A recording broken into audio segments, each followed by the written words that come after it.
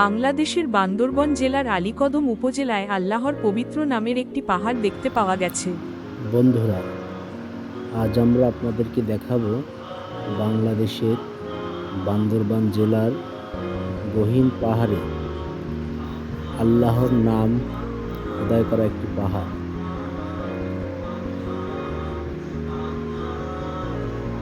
এটি আপনি নিজেও দেখতে পারবেন গুগল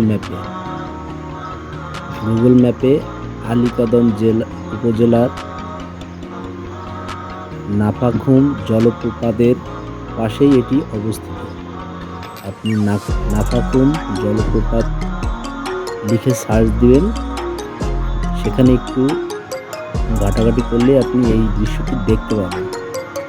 কিন্তু বন্ধুরা, এখন এটি দেখা যায় না, কেননা গুগল তার প্রতিনিয়ত ছবি আপডেট দেয়।